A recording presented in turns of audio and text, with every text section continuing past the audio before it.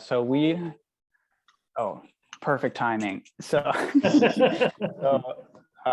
we are over at the University of Oregon, and like we're an auditory lab that has written in MATLAB for its history, and me and some of the new grad students have split things, and also are half writing in Python.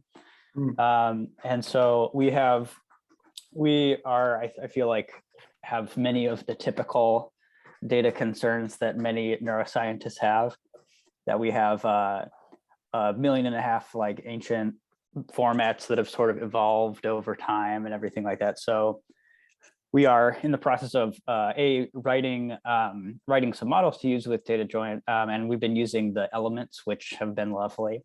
Like that's a really nice resource to have a place to start with on that.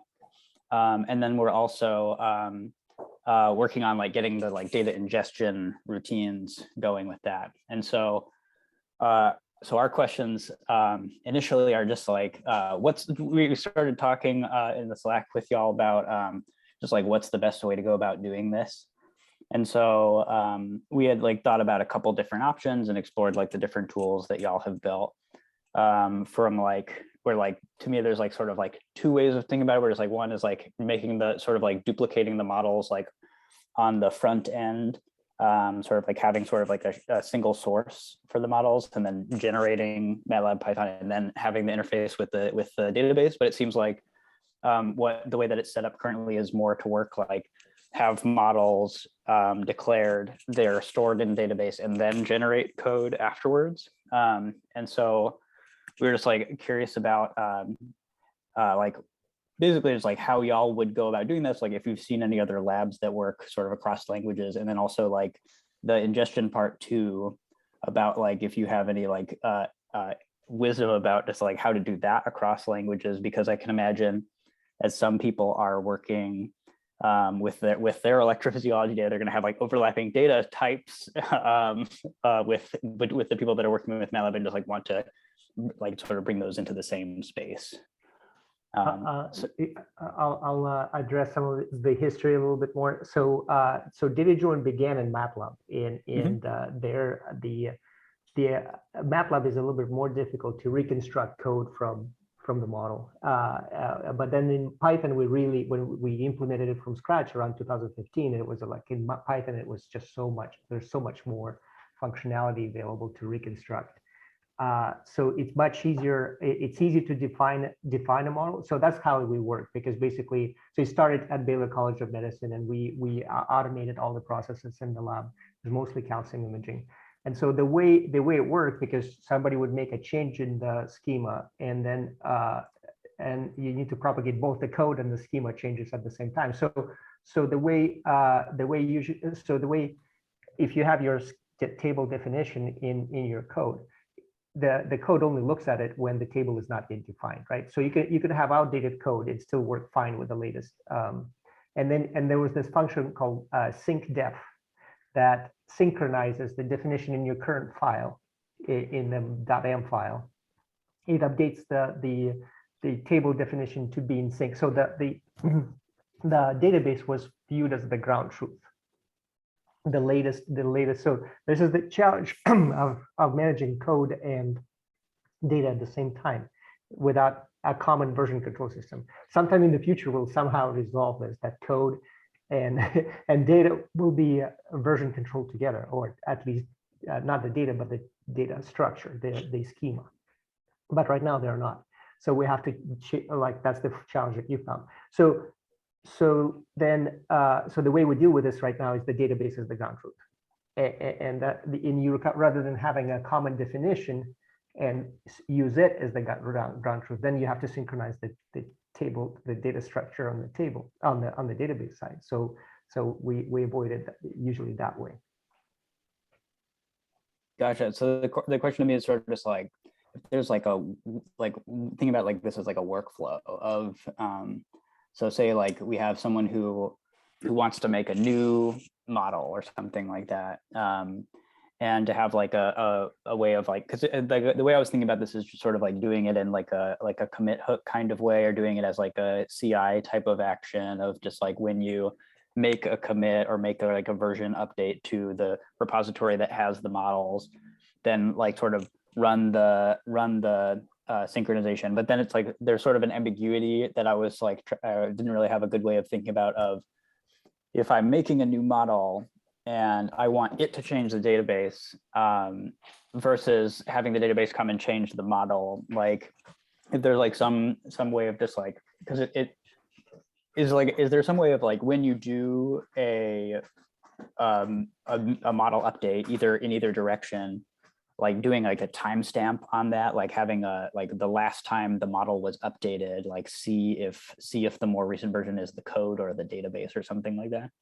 Yeah, these are very interesting problems to solve. So right now they're solved by it's a process that you establish in your lab. So on the database side, you can have all the events that change the schema definition are logged. So each schema has a log table, and so that serves as the history of the schema updates. Mm-hmm. So that's when you know what, but it doesn't give you so there are many of these new modern tools. We just looked at them recently into them of schema versioning and automated migration. So there are some tools, but we're not using them, but we have it integrated. So that's basically an unsolved problem. So you have to establish a process for that in the lab, how you wish to challenge. So I'm curious how you're thinking about this. But having a ground truth different than the current schema definition on the database side, that introduces multiple sources of truth now. And what if these table definition or schema changes have an error in them or something? So when you apply them, you find out whether it worked or whether the migration worked. So in most cases, so simple schema changes that don't require data migration, like adding a new attribute to a table or adding a new table, those are easy. And so those, but sometimes like changing the foreign keys or adding or removing attributes from the primary key when it's already referenced by tables below it in the hierarchy, those changes are more difficult, requires multiple steps of. So usually right now we do those by hand, but there are tools that help automate that and keep the version of the schema. Yeah, Gotcha. Usually like in like the field within I guess database administration or management that like governs like the maximum flexibility of mutating your relationships. It's called online schema migration, right? Like that's how you can kind of mutate and iterate through that. We do offer like some exposure to that within DataJoint, but not the maximum flexible way. But a lot of things you can't alter, right? You can't rename secondary attributes, you can add attributes, you can remove attributes, you can obviously like create new tables or new relationships and stuff like that. But one mode that we've done before that might be of interest to you guys is you could perhaps like handle some of this with database permissions, right? You might be able to create a particular database user or role that has the create drop, like the privileges to actually like mutate alter, right? Like actually mutate the tables themselves. And you could perhaps like use that user within GitHub Actions, right? And have it actually all the changes to the actual schema and the pipeline to be just centrally managed from GitHub Actions, and the user is associated with that with secrets, for example. And that way you guys go through a code review, PRs, and that gets merged, and you could have these actions that would hook into like actually making those updates. But then for your individual users that are actually working to like insert or like, delete records or something that's not tracked within GitHub, then you can just have, permissions for your users that are actually doing that. That way you can kind of make sure that the code actually, accurately always reflects the source of truth, like what Dimitri said, and have that all be managed through GitHub, but you can still, access the pipeline at any point to, update or insert or delete records as needed. I'm just taking notes here. What was I just thinking about? just the last thing about just adding, oh yeah. Fortunately, it's recorded, so we can always go back and take Sure. better notes. Yeah. Yeah. Literally just, oh yeah. So this is sort of like, so like having the, so, okay, I got it. So like having the code and the database like synchronized together, it sounds like I think that like what Dimitri, what you're saying is like not introducing multiple sources of truth makes sense to me. And then I'm thinking about is like doing the code generation part of that, where like it seems like regenerating the models and like the definitions and stuff like that would be relatively reasonable to do. But then I'm thinking about like if there are some of these models that have like additional like auxiliary logic or something like that, like some like in a Python class or something that you have like a property or like something that's like Python code. You have your make code, for computer tables, you have the make code that does not. That's true. So you can have in Python, you have these two functions. One is called create virtual module that completely creates a complete virtual module, complete module based on a schema definition. So you start with zero code. And so of course it doesn't have the meat that the computations. And so so you can save that code in, but the thing is that things like minor changes in each table are not, they don't need to be matched precisely. The table definition and the definition string is only used to declare the table, but once it's declared, it's not verified. Gotcha. And, okay. And in the schema object, so when you create the schema object at the top of your module, you once you are done, there are a couple of flags there. Once you're done defining, there are a couple of flags there to actually increase performance and safety. One is create tables. By default, it's true. So you can you need to set it to false. And that way, for example, if you remove one of the tables from the schema in the future, some old code does not introduce it back into the schema, because anytime the class finds that it doesn't have a matching table, it will create it. So usually, so there are a couple of flags like create schema and create tables. And so you want, once you're done, once you distribute the code to people who are just using the code and not modifying the schema, you want to set those flags to false. But then all minor changes in the schema, like new attributes, will propagate correctly without changing the code. But like things like adding new tables will require new. And there is another one is called so create virtual module completes like effectively a Python module that you can use. But there is another one called spawn missing classes. It's called in the schema object, and it just injects classes into the existing module that match the tables currently. So for any table that doesn't already have a matching class in the module, it will spawn it. It will be there. It will be available for you to reference. So this is on the Python side. MATLAB side is a little bit more awkward, because in MATLAB you cannot create a class without creating a file, and so there's this functionality that actually Raphael, I just found out that it was broken in one of the latest updates. On the schema object, you can use this .v property, and then .v any name of the table or class that you're supposed to have, and it will give you the access to that class. But I think something in one of we didn't have regression tests on Python. That functionality seems to we need to debug it and fix it in the next release.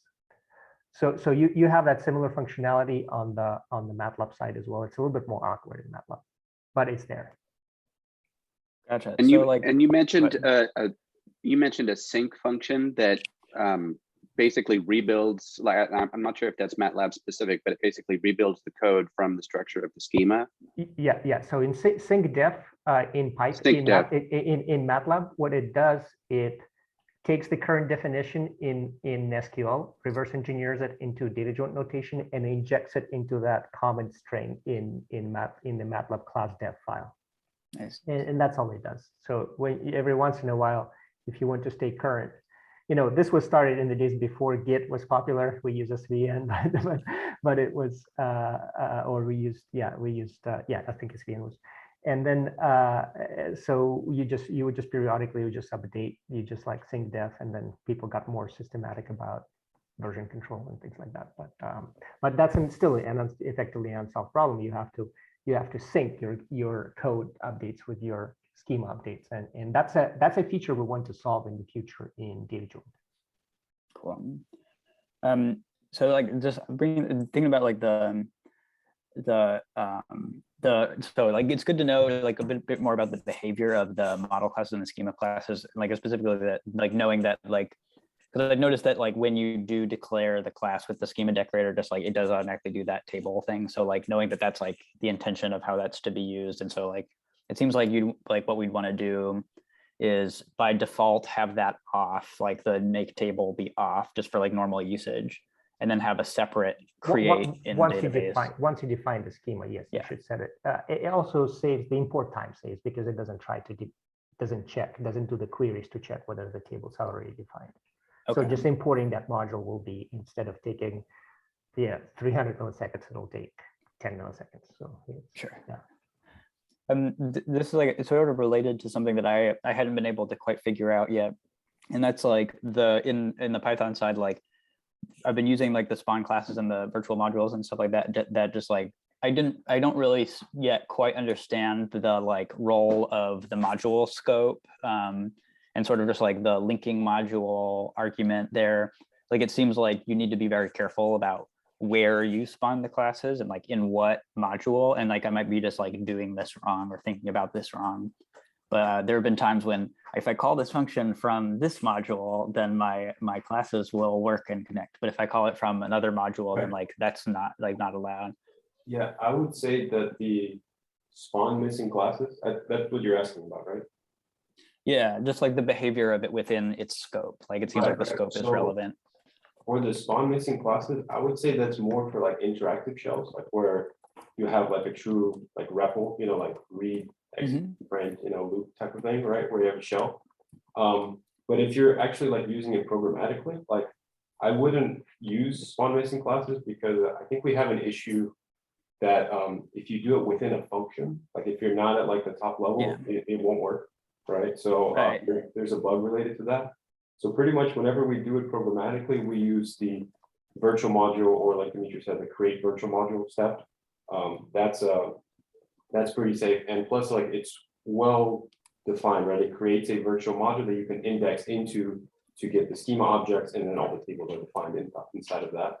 So that's usually if you're going to do something more scripted, automated, programming, that's more like the route that we usually go. Okay. So there's little value in like trying to like manipulate the stack, or like trying to like from within a function jump out of the function and put the declaration in the scope in this, like, okay, so like you wouldn't just not approach it that way. Got it. Yeah, I guess the one part I'm still trying to wrap my head around is the purpose that your decorator is, if I'm understanding correctly. Can you go over that again a little bit? Maybe I just need some more context on that. I'm just like thinking about like a general way of like so we don't have like the source code definition for one of these models because it's written in MATLAB or something like that.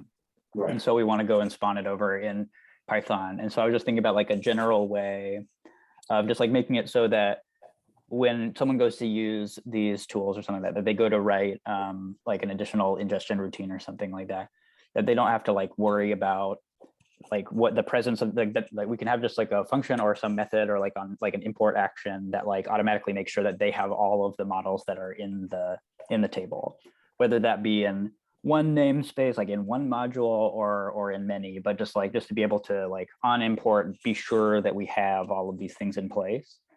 And so you're saying like that the virtual module at the module level is like the place that you do that instead of like within a function or something.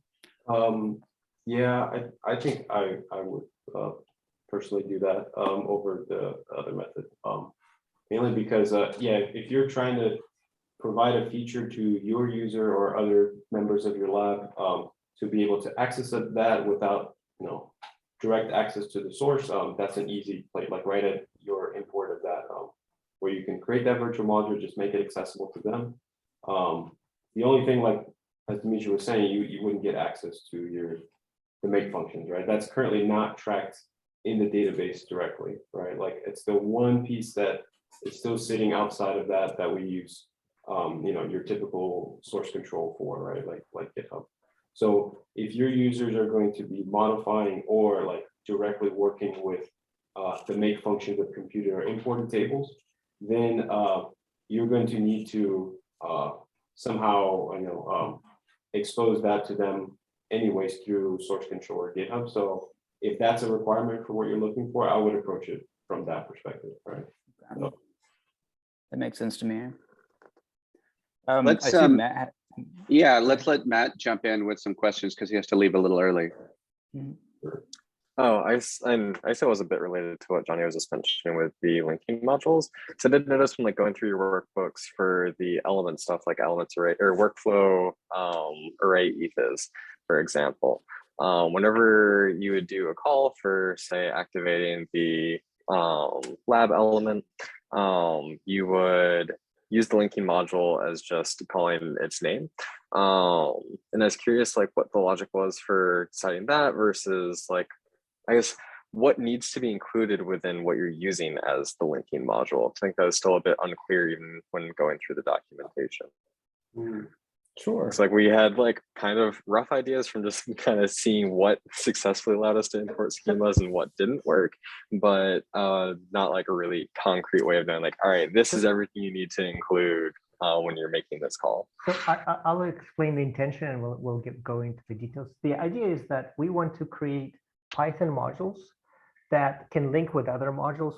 They effectively need to be, so when you have a schema, a new module downstream with, you need to import the thing upstream, but you don't know what it is. So in MATLAB, or in Python, there's not an easy way to parameterize imports to import a given from a different module than so for that, we instead of importing, we use this activate function, which effectively is a programmatic way of importing. There may be I was looking into a more graceful way of doing this. It's effectively to make modularized, to be able to import from a module that's determined at runtime rather than at scripting time in Python. So to answer your question, so for example, when you are in an ephys module and you need some functions that the ephys module, the ephys element needs some functions for importing things, or they need to be provided by something. But typically in Python, you would just import a function. But we want to import from a module, but we don't want to, because we want to keep it flexible. We want to have the same code work with many different upstream schemas. We parameterize that, and the way we do it is by calling the activate function and giving the linking module, which is effectively something that you just want to import upstream from upstream. That's the idea. So now that I explained a little bit of a background, there may be a more graceful way to do this in the future. This is what we thought of. This was a second iteration. I think we found this to be the most graceful way. So now that we gave a little bit background, what exactly the question that you have? Or maybe someone else can answer it already. Yeah, go ahead. Yeah, no, I think that actually clarified a lot of what my confusion was. So yeah, thank you. Yeah, that did answer the question for me too about what the activation functions are. Yeah, and that feature, by the way, I think we call it deferred schemas, but it's where essentially you don't always have to specify now, right? Like dj.schema. You can actually just open close parentheses and don't pass any arguments, right? And define a schema that way. And essentially, it's not actually going to create a schema now, right? You're just going to have like this skeleton schema that you can use to start, building out your relationship.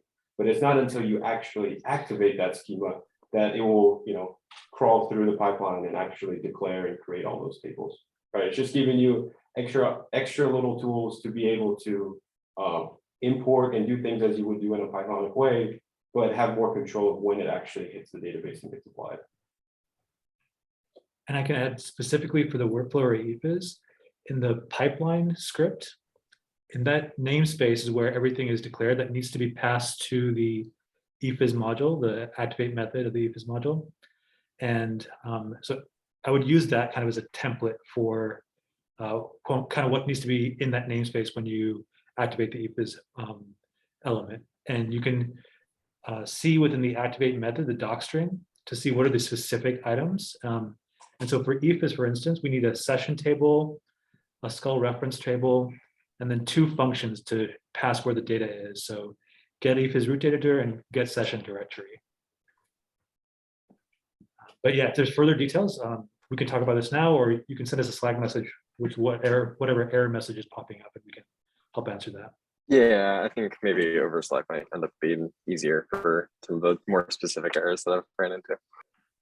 Yeah, and with specifically with these, like with some of the elements, like because those are written primarily in Python from what I've seen, and like so with the using stuff like that does have like additional like need for parameterization or a need for like a function being overridden or something like that. Like that would be something we'd have to sort of like manually, like when we do a MATLAB code generation thing, just like we'd have to fill those in some different way. Because I can imagine it being hard to write those elements in such a way where that's also compatible across languages. What would you like to override in MATLAB? Like some of the import functionality or something like that? Like if there's like some, like what you're saying, that's like some of these EFIS modules need to also have some property overridden, or like some like some other thing predefined, like the data directory that it pulls from or something like that. In Python or in MATLAB? In Python, that's done. So we primarily wrote the elements in Python. We didn't. Yeah. MATLAB is more viewed right now, at least, more as a way to access the pipeline rather than build the pipeline. So okay. But we can definitely, we just haven't spent a lot of time actually making the pipeline work in MATLAB. With the idea is that you create it in Python, but you can query all the data and you can reconstruct the schemas easily. Just we haven't put a lot of thought into. We have done it many times before, where pipeline, just not with the elements, where pipelines have a few blocks and a few steps in Python, and then MATLAB and Python again. That's no problem. It's just we haven't put too much with the elements specifically. We haven't put too much thought into it, but it's definitely possible. We just need to do it carefully. Yeah. So it seems like the workflow that you guys have in mind, and that maybe we should just adopt, is to build things in Python, especially if we're using elements, and then use MATLAB basically as a querying device to read data and look at the data.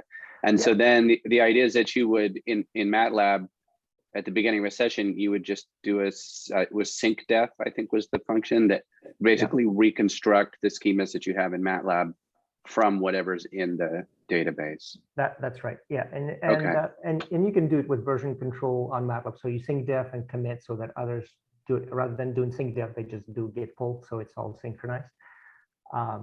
Yeah, so a lot of people just go all Python. So like the Allen Institute, for example, just decided, let's forget MATLAB, just commit to Python, and we were moving in that direction. But MATLAB is here to stay, it seems like it, and we're working with MathWorks, and we will indefinitely maintain interoperability and keep expanding it as well. So they're making it easier to work with MATLAB in the cloud. So there's progress being made to make MATLAB more compatible with modern tools. Right. Yeah, and we're definitely investing as a DataJoint team into that as well, and like expanding those tool sets. But in general, like the main driver for MATLAB for us, like as community and customers, is generally just from scientists themselves or users themselves that just want to query the data, interact with it, connect to the pipeline, insert, but basic, just basic operation of the data itself. But the automated computation or like workflow operations, it's generally like the threshold and the barriers are a lot less on Python, like for automation and just creating jobs and workers to be able to do that regularly. MATLAB has just historically been like, there's quite a bit of pain points, like dealing with license, with license servers, getting all that infrastructure set up. And now we've gotten pretty good communication from MathWorks that they're going to help and expose a lot of this to us, and to be able to further allow that to happen in MATLAB. But that's still very new, right? We haven't quite caught that up as much as we are in Python. We're just going to have way more at your disposal today if you do use the Python tool set. And forgive me, this is a pretty basic question, but there's this distinction between the structure of the schemas, the data model, and then the computational pipeline. And so if we are pulling the structure of the data models from the database itself into MATLAB and kind of reconstructing it with SyncDef, will that, I mean, that has no knowledge about the computational pipeline to actually, so how does it actually does? So the way DataJoint in a way combines schemas, database schemas, and workflows into a single concept and of a data pipeline effectively. And so the way foreign keys in the schema are restricted, they're restricted to be in an acyclic graph. So there's no, and so it's ordered top down. So if you just plot the schema, it will always make a graph from the top going down, and it defines the sequence of steps. So it's a database, but it's also a pipeline. And so even if you just reconstruct from the structure of the database, it gives you the structure of the pipeline. It does not have the necessarily, and some nodes can be computational. And of course you need to write that, and it has a make callback that performs the computation. It knows what to compute by querying the tables above. It says for the data in my immediate ancestors, what data is missing in this table, and it calls the make method for each missing entry. It's kind of like Excel spreadsheet where you automated computation. So in that way, in DataJoint, the concept of a database and the concept of a computational data pipeline are one and the same. Right. So my experience with that so far has been pretty limited, but I've seen how it works in the MATLAB tutorials where you make your class definition and then you add in computational code like directly into that M file. And I can imagine you could do the same thing in Python, but I'm not sure how to be able to port that back and forth. Right. So right now that we leave at the responsibility of the user, right? So that actual computation is not like translated or converted between Python or MATLAB and back and forth, right? So that's where we were mentioning before, where we rely on source control to communicate that piece of it. But like Dimitri's saying, we can reconstruct the whole data pipeline and its dependencies and know what to compute. You just won't know exactly how to compute it unless because those are managed actually separately. But what you can do is when you maintain both workflows in MATLAB and Python, for one step, the make code can be available in Python, but not in MATLAB. And for the next step, it can be in MATLAB, but not in Python. And so, if you do a SyncDef and you reconstruct all your MATLAB code, is that won't that overwrite whatever make functions that you had? No, it only reconstructs the data structure, the schema, but not the make method. So the computation that's in the comment string. That's the part that gets reconstructed. That's right. So the code itself doesn't. Okay, that's really helpful. Pretty slick. I have some like other questions, but I don't want to interrupt. Like if Mike, you had any more questions on this, but no, I have some other questions about that really clarified for me. Matt, what about you? No, I think most of the other questions I have are going to be like pretty specific to the code I was writing. So I think they'd be better served elsewhere. Sure. Yeah. I have some questions that are like interoperability questions and sort of like between packages. And so just like, I've been thinking about just like this in the context of like, first with NWB a while ago, and then just like moving into this direction, thinking about this with DataJoint about doing sort of like making a declarative data ingestion type system. So just like, I guess my first question is like, most of the time, like from what I've seen in the examples and stuff like that, people just do like data ingestion in sort of like an imperative way of like, just like have like a function that goes through and like sort of like for each folder, like inserts into the database, right? And so I'm just like sort of like querying question about like, this is sort of like what I started writing really briefly about, just like making like an abstract representation of each of these schema models. So just like having like a like a Python object that's capable of like having each of the fields of the data definition be like an attribute in some Python object or something like that. And then being able to map those onto like a source of data. So it'd be sort of like you have your for like, so for these eFIS modules or something like that, like you have the time series of the data set. And then you're able to say sort of just like for this type of data set. So I have like, we have like, as many labs do, just like historical differences in data models that sort of drift over time. So say we have maybe 5 of these different data formats, so to speak. And then so I can say like, this time series is in this mat file that's underneath the top level directory or something like that within this field. And so like then in sort of like, instead of an imperative model, you just have like, I have an abstract representation of the way that my data maps into this schema or this table.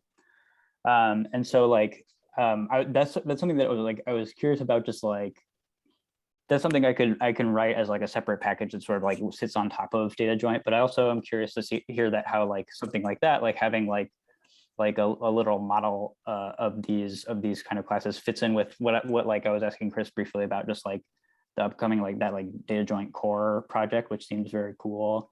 So I just wanted to sort of like sync up efforts on that and see if y'all would be interested in anything like that. As Yeah, sort of we're definitely interested in contributions and making this. It has been already for many years a collaborative effort. We are the main developers, and just to provide the responsibility, and that we're the team, but people turn for questions. But we're definitely inviting all the contributions as well to this. So yeah, definitely let's look at it for things like automated. So what you're describing, would that create the data structure, or just import the data from a file repository with some structure, with some assumptions about the mapping between NWB or similar files?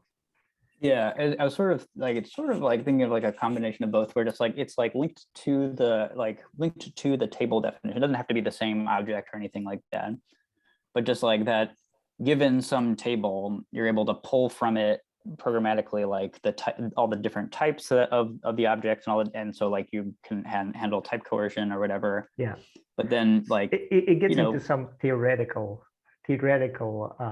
questions as well, because the data models, the relational data model of DataJoint and the hierarchical model of they're not quite, there's some what's called impedance mismatch between these. They're not straightforwardly, you have to consciously translate them from one model to the next. And so that creates a little bit of this impedance between just automated mapping between the two models. But it can definitely be done. So one effort we have done is for all the new mod. So for specifically for eFIS, there is an automated way of saving into an NWB file, and we'll be similarly adding functionality to import, but from NWB into an existing schema. So, but the schema must exist and must already be designed to be compatible with NWB. So what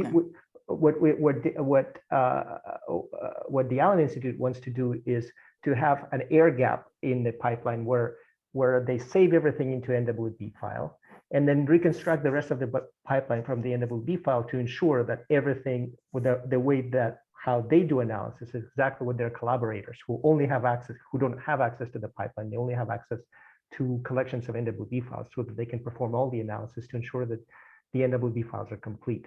And there we need to, for us to reconstruct, we need to be able to save into the NWB file and then import and to continue with the rest of the pipeline. So there should be like the entire pipeline goes through in DataJoint, but there's also a path where you save everything, dump everything into NWB, and then reconstruct it back into the pipeline. So you have two ways to run: directly, which is uninterrupted, maintains all the referential integrity constraints, all the beautiful things that databases do, but then to make it fully compatible for people who want to get files, it needs to save and to be able to construct and verify that it's still the same file.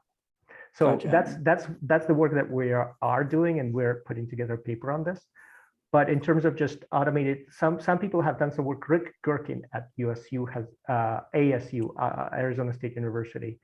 He has done some work on automatically generating DataJoint schemas based on some other models, but I don't recommend doing this. It's because you have to there's so much you doing to design databases well, like indexing, foreign keys, referential integrity, entity integrity, all these things that are just not represented in things like NWB or other like hierarchical file formats. So databases provide so much more, and you have to design it. So there's a bit of conscious effort that goes into it. Yeah, gotcha. I mean, that makes total sense. Not trying to recreate the function of the database outside of the database, definitely. Yeah, But, yeah. It's databases are great. Yeah. Most people in science don't know the value of databases. They mostly think of databases as collection of data, but not as all the things on top, like the indexing, the referential integrity constraints, all the completeness constraints, all of those constraints. Yeah, I really appreciated reading your paper about this, because for that exact reason I was just like, yes. So yeah, I'm thinking about it in the same way too, about just like being the term of air gap, we're just like having it be like an ingestion and export type of thing. We're just like, this is like a sort of a parallel layer.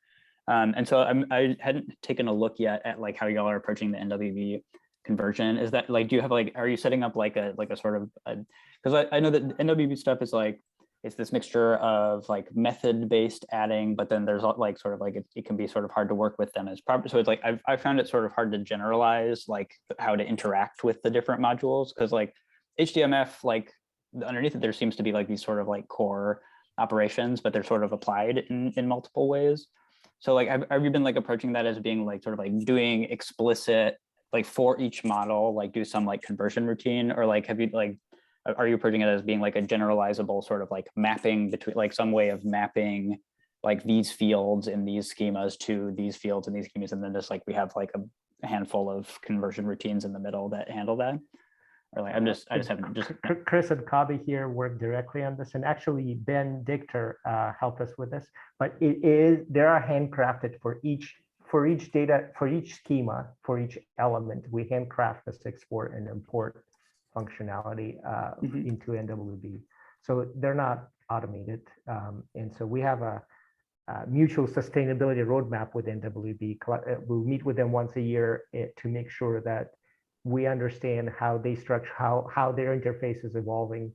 We consult with them. We spend several hours. Well, we've done one of these, so we'll do it every year around the end of the year, where we make sure that we understand their model, we understand how to most efficiently work, and how to make import and export. There are many ways of interacting between. Lauren Frank at UCSF uses DataJoint and NWB in very advanced, fancy ways, where data are in files is entered directly into DataJoint, and then he's able to index into large files for high performance computing. And it's a completely different way of interoperability between DataJoint and NWB. We're just talking about import export, but he has a much more interesting way of directly integrating and using them together as part of one pipeline. So that's way more advanced. I'll have to check that out. Do you know if that code's public?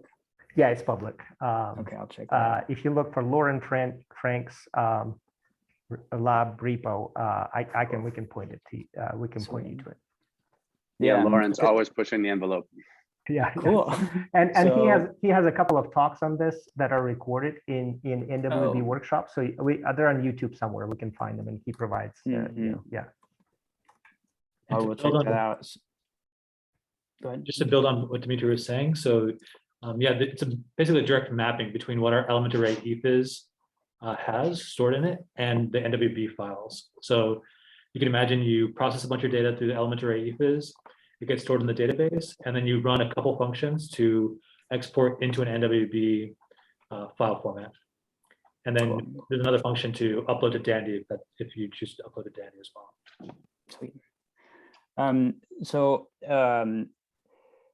So then I've been we're like, okay, so like then I like realizing that it's like the interfaces. So like DataJoint is really nice because it has a very uniform interface. I'm just like sort of just like the insertions are all like the same method, et cetera. And it also has a really nice like data modeling structure that's just like very clear and also uniform. And so like it was relatively simple to sort of just like make an abstract representation of like a data joint model. Like with NW, I found it a little bit harder, but it's still possible. And so then what I'm also wondering from the point of view of just like a third party. So I have like with like Autopilot, where just like I want to be able to provide people the ability to make data models, and sort of just like the constraints there are a little bit different, where just like that's like those like all those data types need to be sort of like real-time-ish. So just like they need to be ready to be able to actually like swapped around and used in sort of just like in a closed loop experiment. And so those are all usually just like Python base types. So I'm having to like write mappings between Python base types and storage types, like how to, so for example, with like HDF5, you can't store a date time object, you need to convert it to a string, et cetera. So, so where I was approaching that is like having sort of an abstract data model system that can sort of like have different interfaces to different backends, basically like, that's like, ambitious. But is this what kind of underlying high level data model? Is it a hierarchical, relational? What are you thinking? They are because they're very conceptually different, and there's not, that's one problem. It has been tried, but computer scientists have tried to address it for 3 generations now of mapping between these fundamentally different data models. This is one like impedance mismatch there between NWB, which is a hierarchical like HDF5 file system type of model, and relational, normalized relational database model of DataJoint. So there may not be a very straightforward way of just having one common model that translates into both, because then you will not be using some of the advantages of each model. You can generate something that will just basically, and I've seen that before, where people effectively implement a hierarchical model using the relational model, and then there's nothing relational about it. Yeah. And then you cannot do things like joins, and you cannot do things like all these diverse queries. So one advantage of a relational model is the diversity of queries. You can put one set of data, but get it out in a completely different format that's appropriate for your analysis. Whereas in hierarchical NWB, basically, you get out what you put in. So it's very difficult to issue a query, like a declarative query that's where you just tell the database, give me this. You have to write for loops to, if you want to aggregate across multiple data set, you have to write a program that iterates through, gets everything, iterates, collects, aggregates, and returns the result. Whereas in a relational model, you can write a query that does that.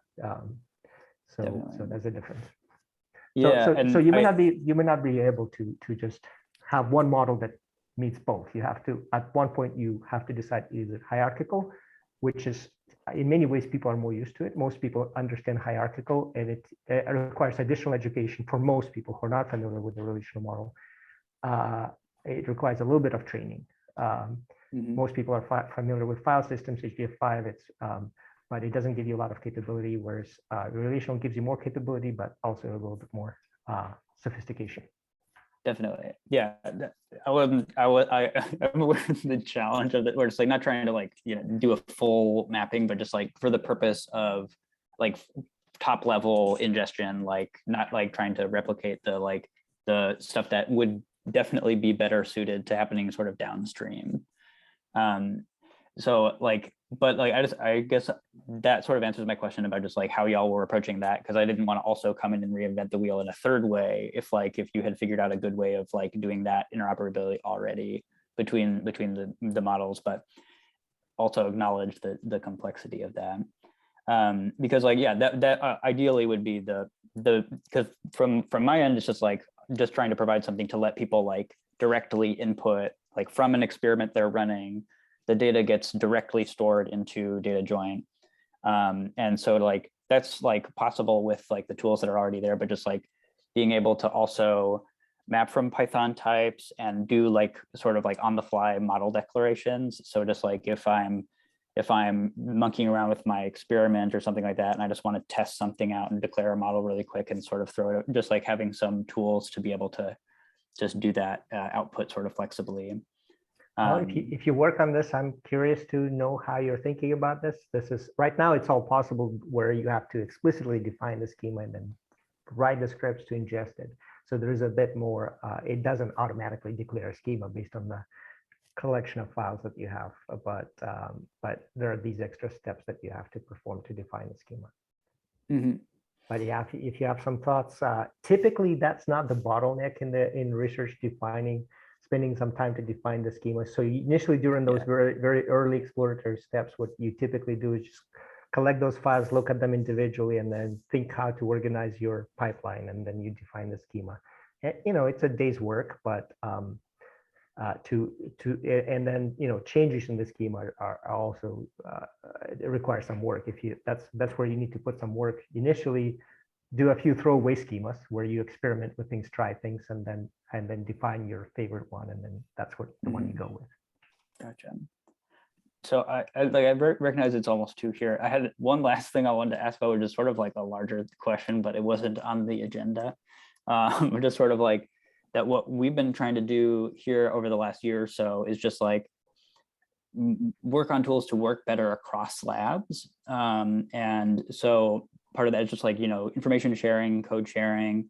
And one of the things we're interested in doing is having like a set of different databases that can be linked together. And so like I can recognize that coming in a bunch of different flavors. We're just like we like sharing like model definitions, and then totally like that sounds like a challenging social problem as well. But then just like I'd say we want to relax that, and we don't necessarily need to have exactly the same models, but just like we want to have it so that it's possible to sort of like users of X database over here can access other database here, or just like it's sort of like above that, like if there's any sort of like system of managing multiple users, or some way of like keeping track of like what is in each of these databases, just like managing multiple instances together. So typically when we set up a multi-lab collaboration, this is where we're specialized. We work with a lot of U19 projects where 7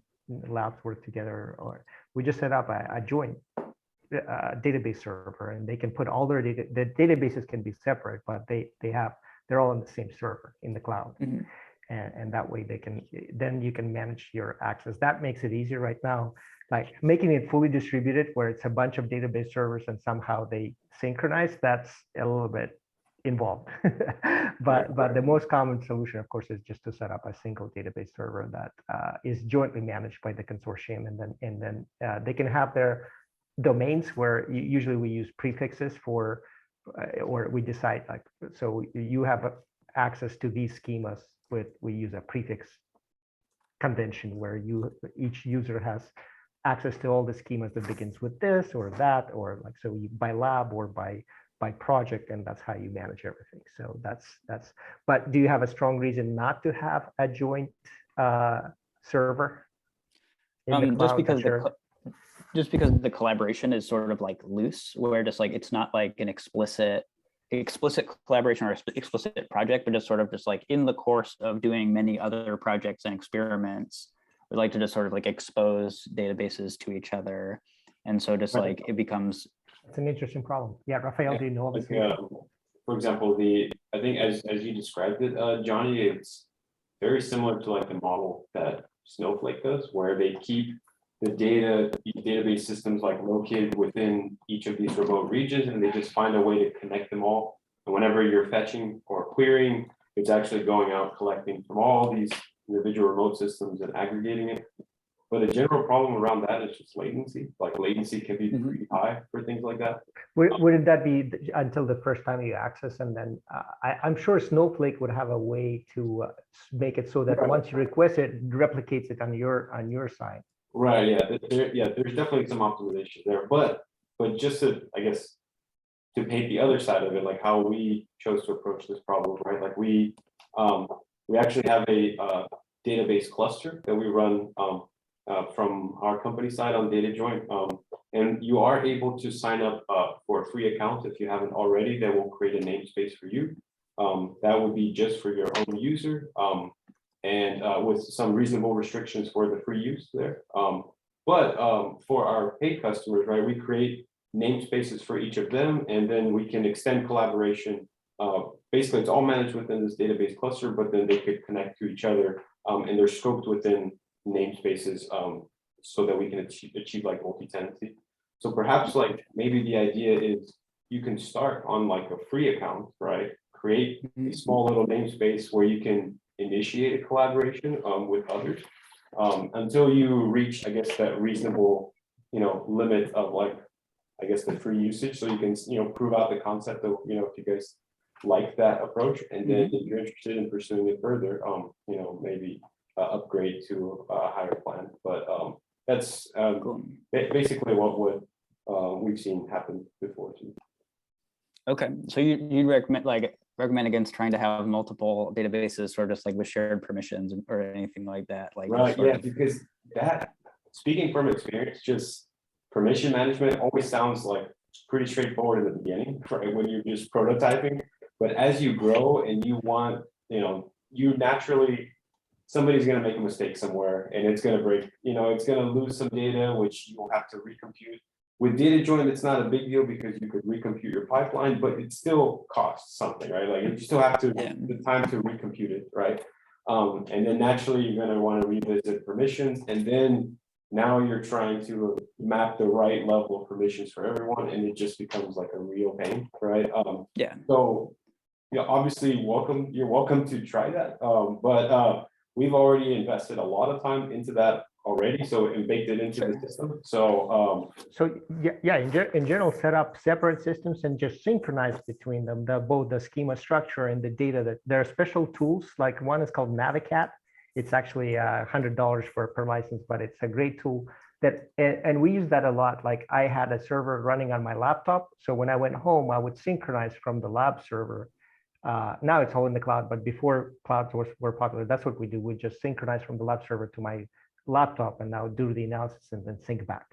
And they synchronize both the schema definition and the schema contents, or the So you can use these and that gives you more security. You can have one account that helps synchronize the data, and then each user, because your IT will have a real problem with people outside of your university accessing servers on your on-premises.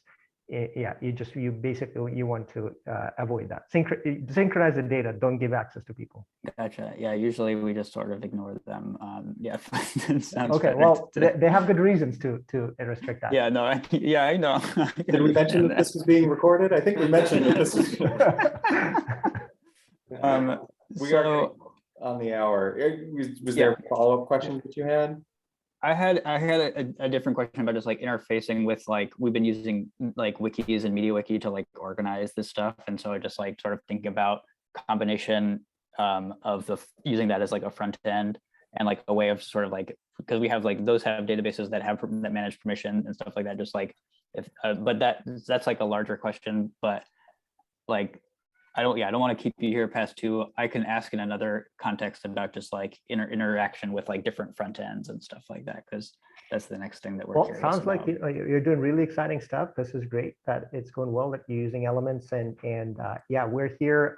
We just got our year 3 renewed, so we are thinking the next round of elements. So we have 3 more years.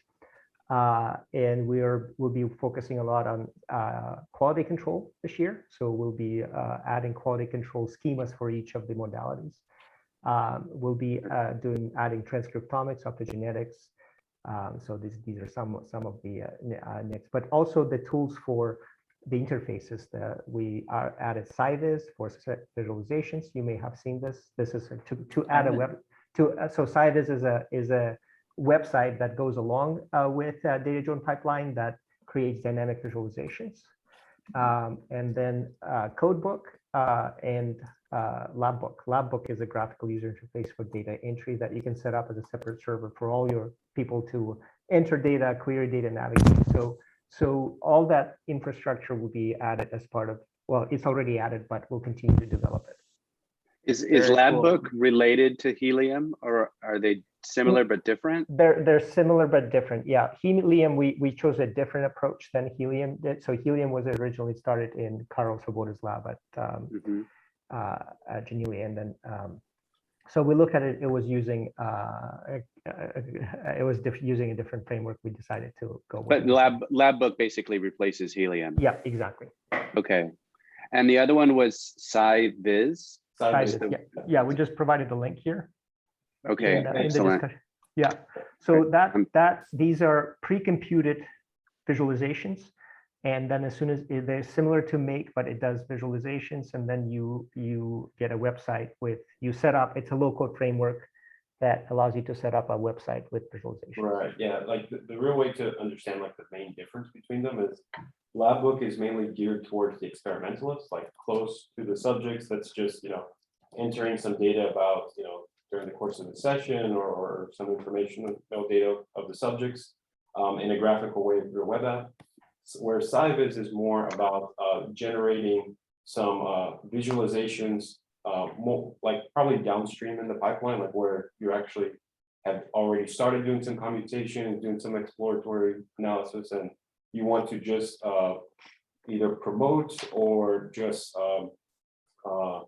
share, I guess, what the kind of what you've been doing within your research in the form of like a web app that's a progressive web app that's dynamic, responsive, and has dashboarding capabilities, etc. Right? And what Sci-Viz does. That sounds awesome. Right. So rather than just you as a researcher or developer having to learn how to use React and all that stuff, right? You just need to know the spec. So there's a configuration spec, and you just write this one spec. It speaks DataJoint natively. You can create components, make you place them within the grid, and then you just run there. We have a Docker Compose setup that you can just run locally, and then it will just generate the site for you, right? And it's set up with live reloading. So if you make changes to the spec, they'll update dynamically. And we, of course, also offer it in a way that you can host it with us and just have it set up for you. So yeah, that's what Sci-Viz is. That's the main difference between those two. That's cool. Awesome. Cool. Thank you guys so much for your time. Yeah. This has been super helpful, and we really appreciate that. All of the, not just the hour, but all the work you put into it. We're super excited to put all this stuff into action. Thanks so much. Awesome. Thank you. Great to meet you both. All right, have a good weekend, guys. You too. Yeah, later on. Bye.